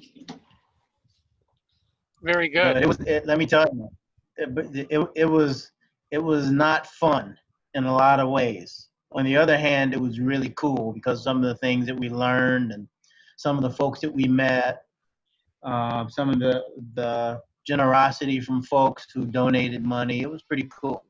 Pretty cool. Excellent. That's amazing. And I know you guys set up a couple other features like the WantaFest vendor hall and the artist alley. Could you tell us a little bit how those kind of transpired and what the sort of end result was? Well, the idea was to give folks a slice of Wonderfest. Mm-hmm. And to have a venue where folks who would have been vendors at Wonderfest might be able to, make some sales, do some promoting of their businesses and their products. Mm-hmm. Part of the thinking that Steve and I had when we first talked about doing this was that we knew there were a bunch of folks, producers and suppliers and retailers and dealers who were really counting on making some sales at Wonderfest. Yeah. And we recognized that without that show, they would have prepared and produced all kinds of stuff anticipating sales and would be missing that paycheck, would be missing those sales. And so the vendors hall was intended to be a place where folks could go and find vendors who would have been at Wonderfest and make some purchases. And I talked to maybe about a dozen of those folks, the vendors, and those that I talked to said they really had some pretty good business. A couple of them said that now they had to figure out how they were going to fill all those orders. That's how much business they got. That's great. Well, it's So wonderful. that was pretty cool. Yeah. Yeah. And then Artist Alley was also intended to be an opportunity for sculptors and mold makers and painters, guys who do commission painting, to kind of market what they do. And again, promote their business and maybe get some business from folks during the event. Yeah, wonderful. That's amazing. So, well, let's back up a little bit and talk a bit more about the contest. So, obviously, it was a huge undertaking. Steve, I was wondering, were you what were you working on? What aspect of the whole? Were you involved in the contest, or did I have that wrong? I actually, the contest was more George and Norbert. Okay. I kind of took over. I took on the raffle, the fundraiser as we called it. Okay. And then I ended up. I mean, George was so swamped and overwhelmed with the submissions that I was just kind of sitting there, and everybody's asking all these questions and wanting to know what's going on, and I stepped up and kind of sort of became the face of the event for the weekend. So I put up these little videos on Friday night and on Saturday to kind of keep people apprised of what was going on. And, we were supposed to do this whole thing in a weekend. Yeah. I mean, George was like, I'm going to have all these pictures up by Thursday, and then we'll vote on Saturday, and I'll do the raffle on Sunday, and we'll wrap it up and go home Monday. Didn't work that way. So it just kept going and going and going. So we just kind of, we kind of did this by the seat of our pants, so to speak. And I mean, for what we did and what we envisioned doing, we succeeded quite well. I mean, almost too well. People really, really appreciated what we did and want more. I mean, and I don't blame them. Because there's a lot of people out there that don't get to go to Wonderfest, or they don't get to go to Jersey Fest, or they don't even get out to go to local IPMS shows, or there's just nothing in their area. Some people physically are not capable of going to these shows, and so this was a great alternative for them. That's one thing. That's wonderful. That's one thing I was going to touch upon. George mentioned it in the posting that, there's a huge number of people who are unable to attend because of their service or other things. So this looks like something that could maybe become with some more volunteers and that a more regular thing. Have you guys had enough of a breather to think, oh, maybe we should do something like this again with a little bit more help, of course? Well, we've certainly had enough of a breather to think about that, and we've thought about it, and it's not happening again. Okay, fair enough. It won't happen like it did. That's for sure. Right. Yeah. You can't. It just we don't have the bandwidth to give it the attention it needs. This is something that look at Wonderfest. I mean, you have a team of people that come together to run that dealer's room, to run that contest, to set up programming, and they do it, with a lot of support. I mean, with us, it was 4 or 5 of us, 6 of us that were, kind of flying by the seat of our pants. We don't do shows normally. We at best run websites, and we're not quite as savvy with technology as a 12-year-old might be. So, if something like this were to occur ever again, we would have to take a different approach. Facebook was not the platform to do it on. We used the tools we had. We didn't have time to set up a website. We didn't have time to customize any software or do any development to support something like this. Even just the process of doing a poll, like George was saying, we broke Facebook, and, you don't just sit there and say, I'm going to do this, this, this, and this. It takes a lot of people to make things like that. Oh, So- for sure. So let's just talk a little bit about some of the numbers. George did a very good post, on the Want to Fest page. The good, the badass, and the ugly. We all thought that was hilarious. But let's actually talk about how many contest entries did you have in the end, and like how much money? Like I see you guys got some anonymous donations through PayPal, and just it was some huge amounts too. So in the end, how much is going to Wonderfest? All of it. Okay. I think I can't remember the exact numbers that the contest raised and the raffle raised and the donations, but all in all, it was just shy of $8,500. Wow.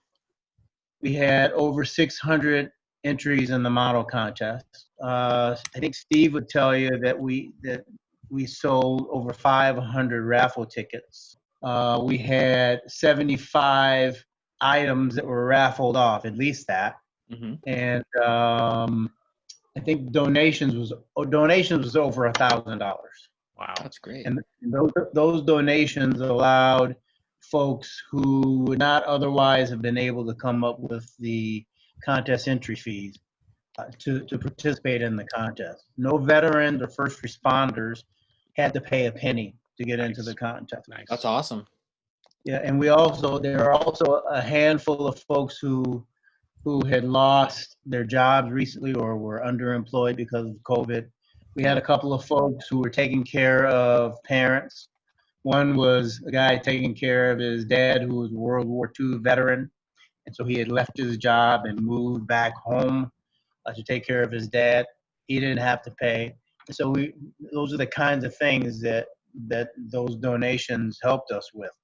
We had dozens of veterans who participated in the contest. That's amazing. I can't tell you how many individual modelers entered. There's a lot of, there are modelers who entered, multiple models, and there were some who only entered one. But the last 3 or 4 days became so hectic that I wasn't keeping track with how many people entered. I was just trying to download the photos and make sure we got them in the contest. Right.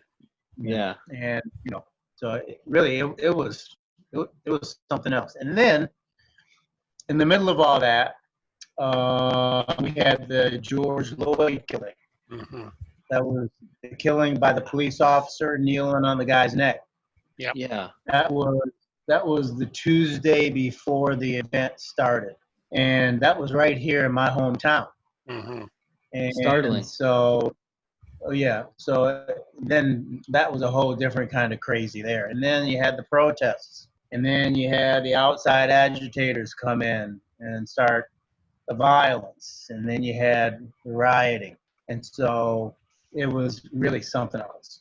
And all that on top of being shut in with COVID. Yeah, I mean that's a lot of weird stuff all happening at one time, and of course the protests over the George Floyd murder. I mean, even we're having protests up here in Canada in regards to that, and our own issues with racism and systemic racism and that kind of thing too. So that's a real plateful to be dealing Right. with. Yeah, it was something. But we had folks who worked really hard. I mean, Steve was great because I didn't have to think about the raffle. Steve and Tom Grossman and Rob Madison took that over me, and just, man, it felt to me like it went without a hitch. But Steve might tell you something else. But they did a great job on that, and you guys did a great job on that. Steve, would you like to speak a little bit about how the raffle process went? And I worked with Tom Grossman and Rob Madison on it. We just kind of divvied it up, and I kind of asked Tom to build a spreadsheet of all the entries. Yeah, George received all of this material and then had to forward it to Tom, and Tom built the spreadsheet. And then after we did the drawing, Rob Madison followed up with everything, just made sure and connected all the winners and all the donators together so that people got their prizes. But Wow. I mean, it when I first was looking at it, I was like, okay, well, this isn't that big a thing. I can do it by myself. Well, George wisely said, get some help. Get these other guys helping you out with it. You don't need to do it all. And I'm glad he said that. Yeah. So it took time to do it all, because once we got that spreadsheet, how do you draw names? Well, you got to put names in a hat. So I basically cut up all these 500 little slips of paper Oh, wow. to put into a hat. It's like, what have I got myself into? So that was a 2-hour project, and my hand was all cramped up after that. Figured out a way to do it fairly quickly. And then I just thought, well, I'm going to do this live on Facebook and have this drawing. So it actually went pretty good for what we did. That's awesome. Yeah, that's amazing.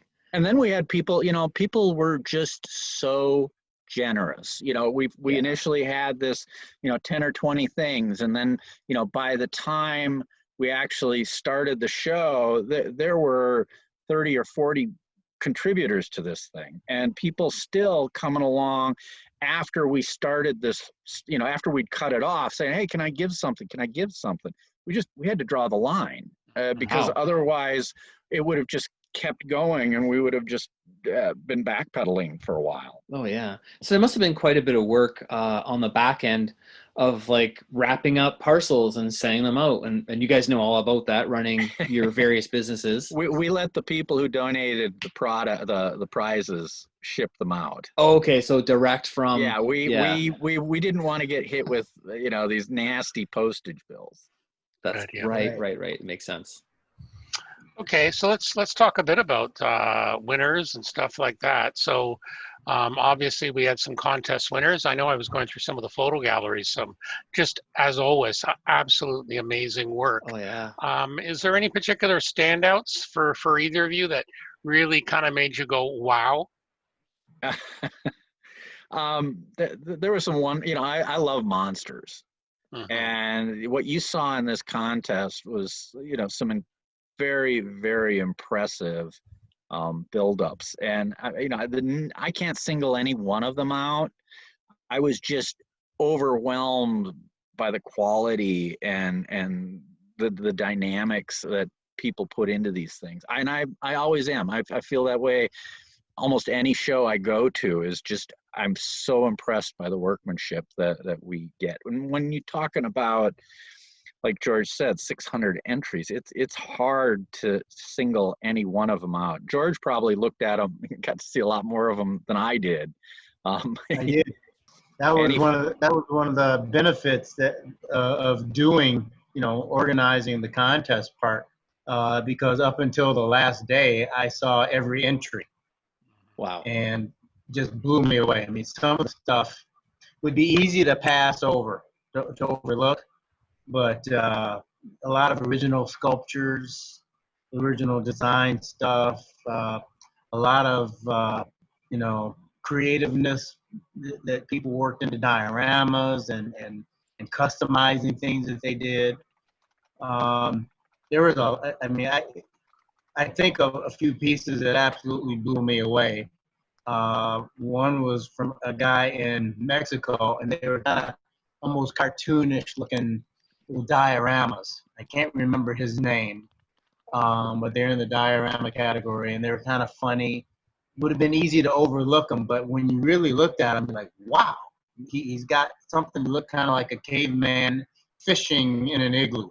And he had the fish down in he's ice fishing. And it was just amazing stuff. And that was really an original, cool. Like an original kind of sculpt and everything? Yes, it was an original sculpture. And there are a few people who did stuff like that. Some of the veterans who entered the contest, just some really incredible dioramas, war dioramas. some of the spaceships, original design spaceships, fabricated. Amazing. Just That's awesome. amazing stuff. Yeah, it was fun. It was really fun to see. Very really cool. fun to see. Well, and I'd like to just point out that this is the sort of thing that people don't see on the internet all the time. This was a parallel to a Wonderfest type show where you go and you walk around and you look at all these fantastic pieces in one place. So doing this provided an experience that a lot of people who have never been to Wonderfest before get a chance to participate in there. Yeah. Excellent. I did have a follow-up on that. You did mention the one entry from Mexico. Were you able to kind of take note of where all the various entries? Like, I'm assuming a lot of people right from USA, regular people who make the trek down to Louisville. Did you notice any other? Were they coming from all over? Or? Yeah, it was kind of cool. And I meant to put that in my post-mortem about all the different countries.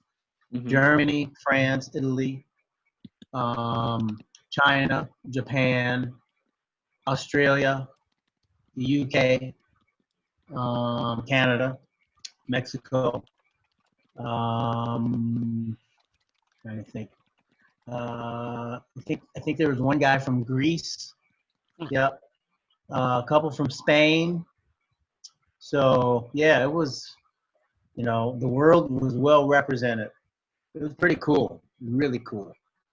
That's amazing. Yeah, I'm not surprised at all to hear that, because I know even my past attendance, it's kind of international. There are people coming from all over. Yeah.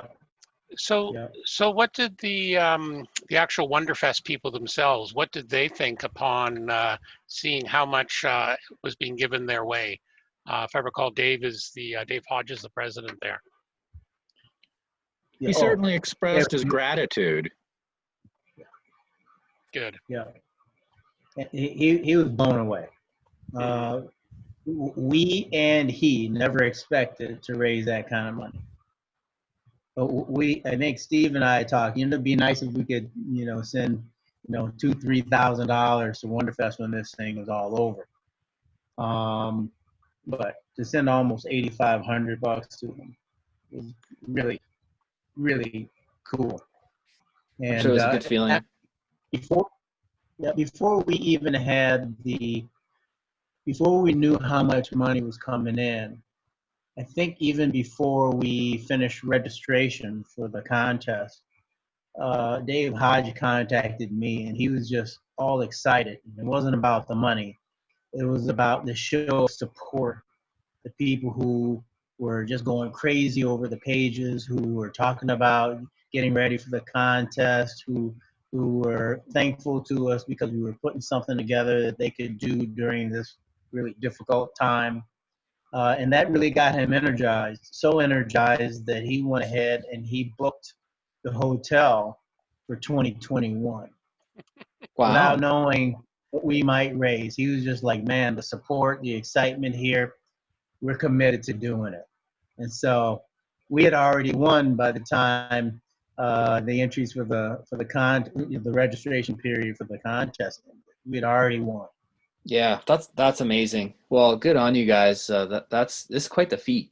As to that end, I was going to ask if you could speak to like some of the costing and some of the expenses that it takes to kind of put on that, like the actual in-person show, and what happens when you have a worldwide pandemic that throws a wrench into the works. I don't know exactly what sort of money flows through Wonderfest and how it's spent or anything. But when you think about how much they charge for each table, and there's, I think, probably about 100 tables or more at that show. Yeah. You've got a pretty good amount of money, and that's the money that goes to fund that show. It helps them work with, their hotel expenses. It helps them with their guests, lining up their guests and paying those expenses.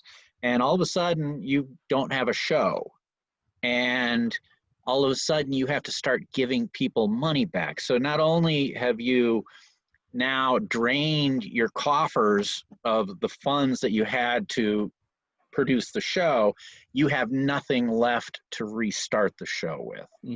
Yeah. So these things aren't generating massive amounts of money for the people that are involved. These things, basically, this year's show helps get the ball rolling for next year's show. And so if you kick the legs out from underneath it, it's like a house of cards. And it's kind of, I describe it, it's just like living paycheck to paycheck almost. Yeah, I wonder. I mean, it's obviously there's a lot of expenses with securing that much hotel space, like the blocks that they have set aside, like those deals, and then the convention space and all the rooms for all the classes. And so it's important, I think, for listeners to know, these shows, just like even the small local shows, they do take a lot of effort to put together. So I'm sure that the funds you guys raise is really well appreciated. Well, So, and it's like any other business struggling in these difficult times. Yes. Most businesses out there are not supported with a lot of money. They get by they pay their employees, they pay their rent, they have enough, a little bit left over for something else here and there. But we're all just getting by. We're not building up these reserves for times of trouble, and nobody ever anticipates basically having to bail themselves out for months at a time.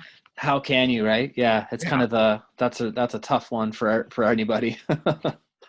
So hopefully, this little event helps Wonderfest. I know George, when George first came to me about this, he's like, we got to kind of help these guys out a little bit and keep the interest going and keep the support going for them, because this is a difficult time for them. And Wonderfest is a very crucial part of this hobby. I can't overstate that. It brings people together. It inspires people. It drives people to create and develop new product. If there wasn't a Wonderfest, Cult TV Man would have been a flash in the pan 20 years ago. Wow. It would have been a website that came and went. But we started all, the people that participated in my website, we'd come to Wonderfest. And I know there were other groups and other organizations that came to Wonderfest. It kind of became the place we go to meet each other, to talk, to enjoy the hobby together. And so it kind of gave the hobby a little bit of purpose. Yeah. And so you want to see that continue. You do not want to see your neighborhood crumbling in any aspect. I mean, that's how I feel about it. I think that was George's motivation too for a lot of this. Yeah. I don't want to speak for him, but but no, you were right on. Now, Wonderfest is, Steve is touching on networking, and that's critical in any business. Networking and meeting, talent, and meeting the folks that you want to sell to, and meeting some of the folks that are going to be dealers for you and move your stuff. Wonderfest is that place, and there are other shows too. Wonderfest just happens to be the most established and probably the biggest among the shows that are pure garage kit shows. And to have them go away, and they were concerned for a while that if they missed this show, and if they were to miss the October date to which the May show was postponed, they might not be able to make it. And Steve and I talked, and that's just unacceptable. It's critical to this hobby. So. Very good. And I think that's one of the important things in many ways. The internet and that, people bemoan the internet, but in some ways it's brought the community together that much more. People who have like interests and stuff like that. Like I haven't been to Wonderfest yet. It's on my bucket list. Anthony's going to make me go at some point. I already told him.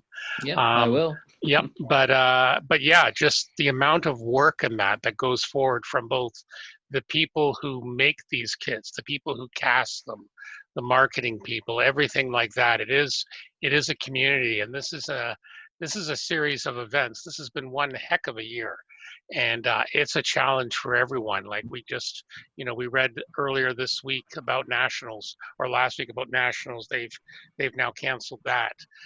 There's just a lot going on, and yeah, it does affect these smaller players in particular when you've got that many shows not happening and things like that. So we're gonna wrap this up, gentlemen. So I just wanted to kind of any final thoughts that either of you have, and of course we will feel free to plug, because both of you do side hustles on the side. So George, we'll start with you. I didn't get to enjoy it as much as I would have liked, but there was this really strange feeling that whole weekend. Yeah. And it kind of felt like I was actually at Wonderfest, and that everybody was in town here, but that I was in a different room than they were.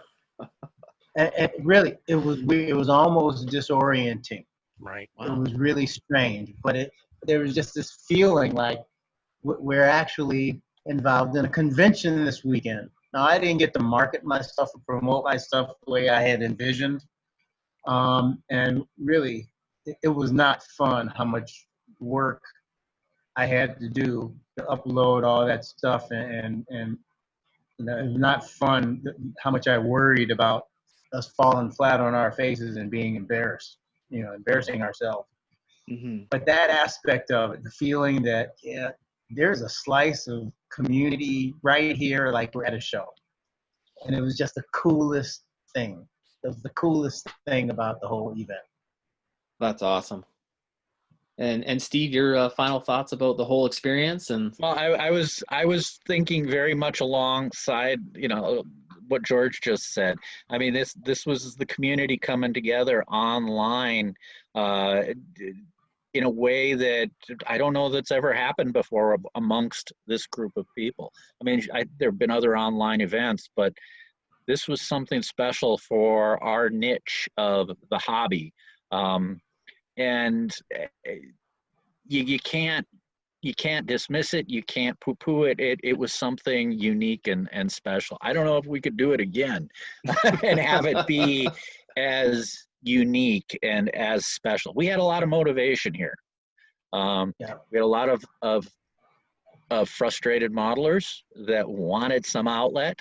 We have a lot of people that were looking forward to a Wonderfest, that were missing the community. I spend a good month and a very intense 2 weeks leading up to Wonderfest, just getting ready for that show. Yeah. And May rolled around and that was not happening. It was like, wait a minute, there's something missing in my life right now. It's something that I would normally be doing this time of year. I plan my year around Wonderfest in many ways. Wow. I say that jokingly, but there's a lot of reality to that. And so WandaFest kind of provided, a fulfillment that we weren't going to get otherwise. Yeah, absolutely. Well, can I say one other thing? Please. You guys asked earlier about, whether we had time to reflect and, whether we'd be open to doing something like this again. There are a lot of people that want to see this happen again. And the concern that I have about doing something like this again, or seeing an event like this again, is how it might impact the actual in-person conventions. Mm-hmm. And my hope is that anybody that wants to do something like this again, a virtual convention, will work with the actual in-person conventions, kind of schedule it so that there isn't a competition, that there isn't an interference, so that so that they're working together, because it could be a really cool thing. to have something like this with people who know what they're doing this time, who are more realistic about what might happen, and that have enough manpower to get it done right. But it was fun, but it was work. That's amazing. Well, I think on behalf of Stuart and myself and the Scale Model podcast, we want to congratulate you guys on doing an amazing job, especially coming up with the entire process right to executing it, especially in sort of troubling times too, and kind of figuring it out as you go. Can we get the links so listeners can find out where to go check out those great galleries of works that were entered? It's on Flickr. Mm-hmm. It's, oh man, geez. There's know links what? on the WantaFest page on That's Facebook right. too. That's the place to go. That's right. That's the place to go. Yeah. And Okay. hey, can we give a shout out to the other folks that worked on this? Yes, please do. We got Lynn Stahl from Metalhead Miniatures, and we kind of stole the idea from her because there was a show called Adepticon that was supposed to be back in March. They got canceled, and it's a miniature show. And Lynn and a bunch of other folks jumped on that, and they came up with this virtual event called Adepticant. She did a great job, and she really helped us out a lot. Okay. And then Norbert Ochsner, who is Resin Maniacs, who really put together the polls for the contest and helped us get that organized. Got Tom Grossman from Tag Team Hobbies, who really helped Steve out with the raffle. Yep. And Tom donated some of the prizes. And then Rob Madison. Rob is Monster Model Review on Facebook, on YouTube. He's got a bunch of videos. He interviews, he covers the hobby and stuff, and he does really nice work. And of course, you got Steve, cult TV man, who just couldn't have done it without him. So that's all awesome. those guys, you guys, it was a great team. Those guys never complained, just busted their butts, and it was fun to do. That's terrific. Hey, George, you picked a good team. You brought the right people together, and that's a credit to you. Well, absolutely. It was a credit to. There were a whole lot of people that were approached before we started doing this, and you were the 5 who said, "Yeah, let me jump in and do it." So we were the crazy enough guys to do it, huh? Well, right on. Well, I think we really focus in on the people kind of behind the scenes, and we're really recognizing that it's a community, and the community obviously involves a lot of people pitching in to make these types of really cool events happen. So again, congrats to the whole team for all the cool work that you did. And I'm sure a lot of people got a ton of enjoyment out of this whole process and the results. So that's wonderful. So we hope Wonderfest can return when things are better with the pandemic, and I know I'm looking forward to going down. Fingers crossed for October. Yeah. Or it maybe 2021. Yeah, well, yeah. Hopefully. But that's great. Well, and don't forget to check out Steve's own website, culttvman.com, for all the great kits and goodies. And also check out George's site, blackheartmodels.com. Is that correct? That's right. Yep. For all his awesome monster and busts and figures and just amazing stuff. So listen, we want to thank you guys for taking time out. We know you spent a ton of time doing all this, and I'm not 100% sure you want to keep talking about it, but you came out, and we appreciate that. And it was really great to get a wrap up kind of analysis of how things went. So thank you, George. Thank you, Steve. All right. Thank you all. Appreciate it. Okay, that was a great interview. Like I said, really good. And we hope Wonderfest, they're going to try and pull one off in October, maybe. Mm-hmm. But more than likely, they're saying the same thing. It's probably going to have to be next year next year, I guess. So, okay, talking tools. Let's talk about the helping hand. And we talked actually about this a couple of episodes ago, Mm-hmm. as listener Brandon Walter sent a picture in of a very cool flexible one that I'd never really seen. Both you and I have the traditional one, which Yep. used for soldering, and that has a magnifying glass and two little alligator clips. But Mm-hmm. there's other ones out there. So how would you best describe this sort of tool and where you would use it? Because I know you use it a lot when you have to do wiring and that. Yeah, I mean, I don't use it other than that, and I think like I took off the magnifier just because I'm Mhm. wearing glasses or a Yep. head magnifier. But you know what? Having that third clip is really critical, especially. I mean, I'm certainly you can use it for other applications, but yeah, when you're trying to solder two things together, you're holding the soldering iron in one hand and the solder in the other, so you can sort of get two two pieces of wire that you're going to join. You can line them up with your helping hand. So it's just a base with sort of a ball and socket mount that holds another rod, and on the end of the rod are two alligator clips that you can also pivot and swivel around. So it's kind of it's one of those things that it's been around for a while. Mhm. Like I think this is sort of almost a classic tool, and it definitely serves its purpose, and I think you can find them for, I would say, $10 to $20.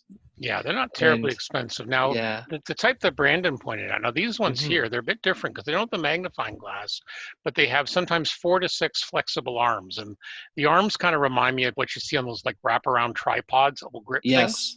Yeah. But the idea is you've got more arms and you can get something exactly where you want it. And I can see a lot of guys who are doing photo etch or soldering or stuff like Yep. that. Oh yeah. A lot of modelers will find this handy, and it's one of those ones I'm going to keep my eyes open because I could definitely see some use for the ones that it's a bit more flexibility.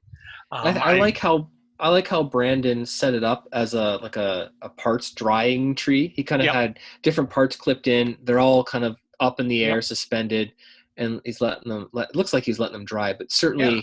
like you were Yep. mentioning, fixing pieces that you're about to. Because I know sometimes with photo etch, people will actually solder them together. They do. Like, They solder them, and sometimes racks. yeah, and sometimes you even need, Things. let's say, 2 pieces of plastic. Let's say you're putting something that has to be at a particular angle. Mm-hmm. You could set up your 2 pieces of plastic right at that angle, push them together with the thing, and then apply your glue. And then Exactly. that's not going to see. That's where I'm more thinking it could be that this particular model could be useful. So Every what I'll time do. sorry, go ahead. What I was going to say is what I'll do is I'll throw an Amazon link in, Mm-hmm. and then that way people can see what we're talking about. And I'll also throw Brandon's picture in again, Yeah. because that was a nice pick he did. And there's a lot of there's a lot of stuff out there. Some people even made them themselves. So yeah, Yeah. all sorts of cool things. But again, another thing you may, quite often, what some particular tool some modelers may not be interested or may not use, but other ones, they're an absolute godsend. So that's why we try and give you a wide variety of Yeah, different I tools. think all these tools have a use, and that sometimes is it kind of it's irreplaceable just in Right. that one little role, right? Mm-hmm. So certainly this old beat up helping hands. Every time I have to wire a project, I pull it out just to do those few little wire solders, and away you go. It would be tough, very tough without it. And some of your latest projects, your aliens vehicle and Yes. your Quincy rover, to talk about in a minute, and all that. You've been doing a lot of wiring, so that's pretty awesome. Mm-hmm. Okay, let's move on to what's on the bench, and we're going to start with you this time, just to be different. Sure. Okay. Well, I did finish the Quincy row kit. It is done. Insert applause here. Oh, Yay. my goodness. Okay. Yeah. It's a miracle. It's the Christmas miracle in July. But it looks good. Yeah, that was one heck of a build. It was a monstrous kit. I've been talking about it on the previous episodes. It's awesome. It turned out really well. I mean, it's when you look back on something, I always say I should have done this a little bit differently, but overall, it was a good challenge, actually. It was as far, because resin kits, you get the whole range of beautifully crafted kits to real beasts, dogs that you have to really fight with. John of Moscato Hobby Models, he did a really bang up job on it. There was definitely some things that kind of went a little above and beyond just to get it looking kind of the way I envisioned. But yeah, it was a beautiful kit. It went together quite well, and it's huge. And I think that's that accounts for part of the fun of it. Mm-hmm. That it's in that nice large scale of 1/72, but it was definitely a challenge because of the size too in certain ways. But it's nice. It looks Beautiful, good. yeah, beautiful looking kit. I know it's one of the kits you've always wanted to. When John Moscato announced that, you were very excited. Oh, I'm looking forward to seeing a Valkyrie beside it just for scale. Yeah, That's going to be fun. It's shocking how big it is compared to the Valkyrie in the same scale. And that's the real beauty of this kit, because there was nothing like that. Yeah. And of course, you want your subjects to be in scale when they're kind of related. Well, exactly. That way. And you got lights on this thing and everything. So yeah, it's going to be fun. We'll have to try and convince you to do a short little video with all the lights on or something. I will. I will definitely do a little.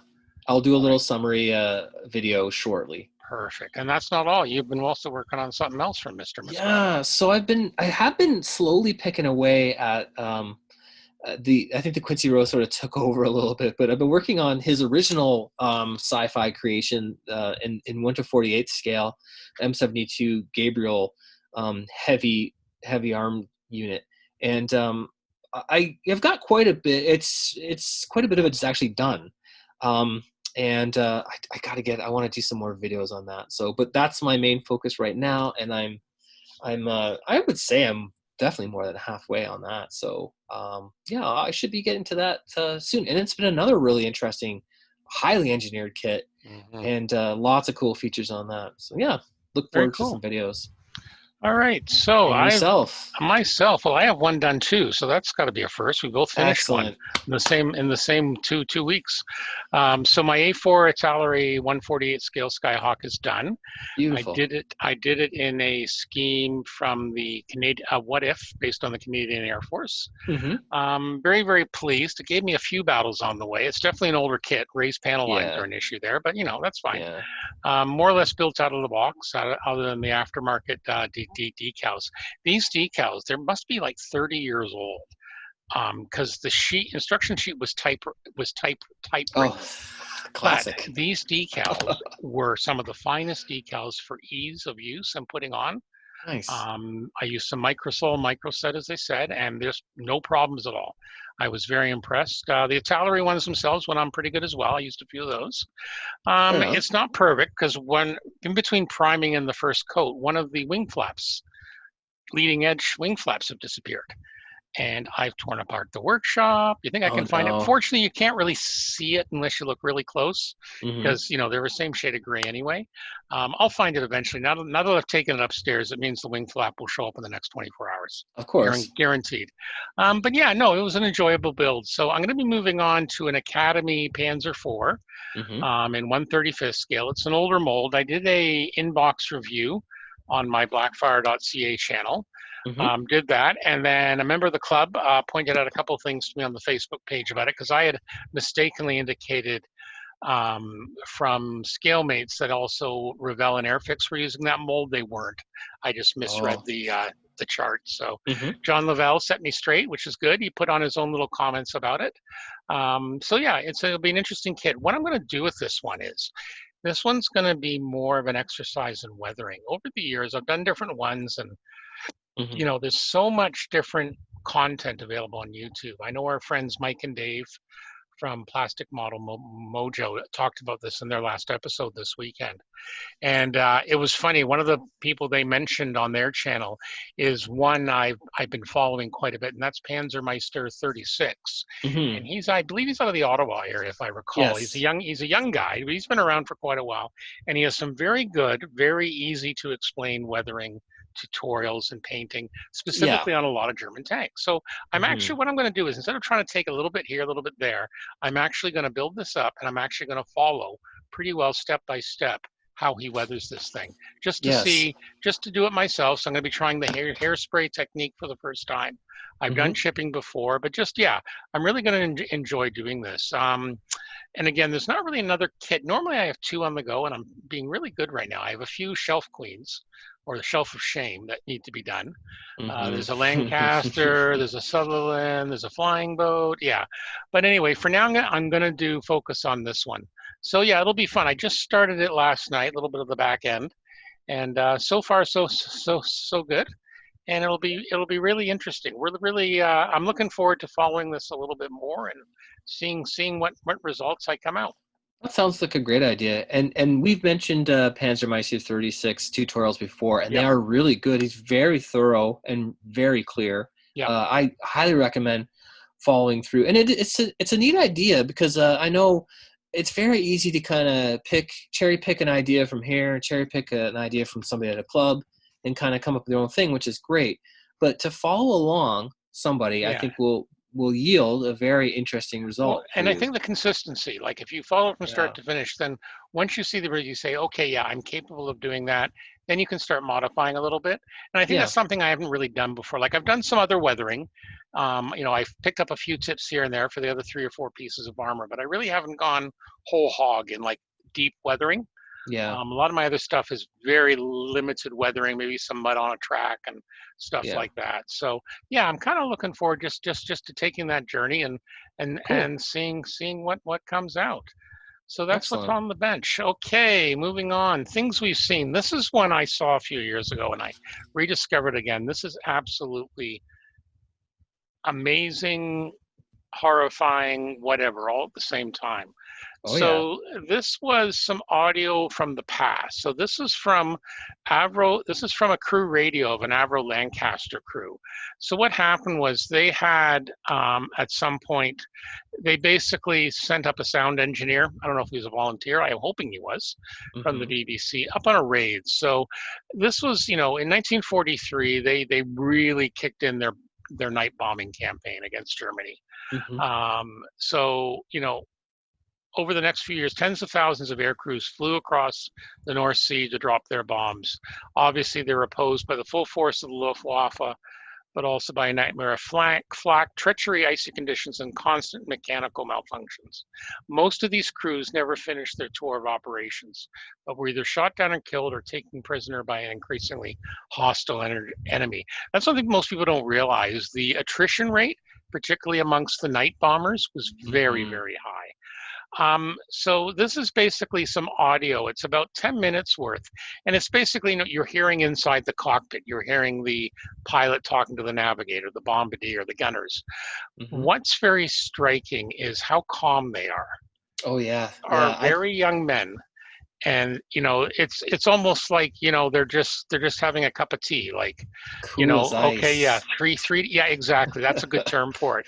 3 degrees over, bombardier, are you set? Or they'll say, hello, rear gunner, do you see anything? And there's one point where the rear gunner spots a German night fighter, and he opens up and you hear the machine guns, and he tells the captain to turn this way or that. I remember hearing this years ago, and yeah, I'm really glad I got to hear it again, because it's really an interesting insight. Because again, when you think about how young some of these men were, and how many were lost and whatnot. Yeah, it's shocking. And it's really, it's quite fascinating. There is some other similar ones, but this one really makes you realize. And again, these aircraft, they weren't like the daylight raids where they flew in formation. These guys are on their own. They flew at night, a single, there was a bomber stream, but like these guys didn't fly formation with other aircraft. They were on their own. They were led by the pathfinders, and they would head towards the target, find where the flares had been set, and away we go. But yeah, it's just amazing. Just like I always remember, I talked to a rear gunner from a Lancaster on a flight over to England once, and I verified later he was actually with 617 Squadron, the Dam Busters. Oh wow! And again, some of the stories he had, it made for an interesting couple of hours. We had a chat in the airplane, and yeah, like you say, cool as ice, and just absolutely astounding. So definitely worth listening. try not to get distracted by anything. It's like something you just want to listen from top to finish, with start to finish, without interruption. Yeah, and it feels like you're there in the plane, right? It does. It gives I think I've heard this. I've listened to this. Yeah. Now you may have. You remember how you and Dave Goldfinch? Yeah. You did that. You did that VR thing with the help of the BBC. This might have been some of the audio from that. You may have heard some of it there. That sounds about right. Yeah. So don't be surprised that you may some of it's familiar, but it made me think, because I remember when you guys did that, I was getting ready to set up, and it was quite a. You guys came out saying this was quite an amazing thing. That was a VR presentation, I think, on loan from the BBC. Yeah, the BBC and the Warplane Heritage put it on together. It was a full recording of a reporter plus his technician who flew along. I'm pretty sure it was a bombing raid on Berlin. Yeah, and it was unbelievable. I'm just looking back. Yeah, it was September 43. Winfield von Thomas boarded Lancaster F for Freddie with his recording engineer and a microphone. Yeah, that's the one. Yeah, so that was a guy reporting. This one's actually the crew.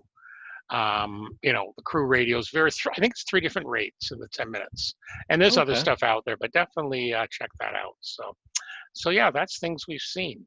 So, is there anything else that you can think of tonight, Mr. Goodman? I think that wraps up all the modeling goodness. Yeah, well, it's been very hot in our area of the world. Yeah. I know our friends in Kentucky were saying the same thing, and it's just been hot everywhere. So wear your masks and try and take care of each other. Exactly. So, for more modeling podcast goodness, as I mentioned before, check out our friends at On the Bench and the Plastic Model Mojo. Everyone's doing back to every 2 weeks, so you pretty well get a constant stream of modeling podcast goodness. We love to hear from you. Send us emails to scalemodelpodcast@gmail.com. We do record bi-weekly, and we're available where your favorite podcasts are found, including iTunes, Google Play, Spotify, or Stitcher, as well as our own website at scalemodelpodcast.com, where you can find show notes, photo gallery, and you can subscribe to get notifications on all our updates, new episodes, and video content, not to mention our super contest. That's right. Check it out. That's right. We publish extra video content and complete episodes on the YouTube channel. If you do enjoy the podcast, it really helps if you leave a review on your favorite podcast aggregator, so iTunes, Stitcher, whatever. It does help get the show out to more potential listeners. It's not that we're vain. Well, we are a bit, but anyway, it does help. Gotta spread the love. You got to spread the love. We have a Facebook page, of course, facebook.com/Scale Model Podcast, and of course, as we mentioned before, Patreon, patreon.com/Scale Model Podcast. We really do appreciate it. If you become a Patreon supporter, you enjoy early access to content and exclusive contests. And I believe there's 2 pieces of content lately that are currently in early access. That's right. And they're going to be released to the general public soon. But if you want that early, and you also get to enter twice the contest. In fact, the Patreon ones, you don't even have to do anything. You're just automatically entered. That's so right. How cool is that? You can sit on your butt and just wait for the winning thing, and then Mr. Goodman ships you a package from Goodman Heavy Industries. That's right. And hopefully none of your minions sneak on board. I need them all here. You need them all here. He's a slave driver. No, he's not. No, I'm kidding. He's not a slave driver. That's not the term I should be using. So, okay, so that's it. So for episode 50. I still can't believe that. Wow. This is Stuart Clark. And I'm Anthony Goodman. Thank you, and be well.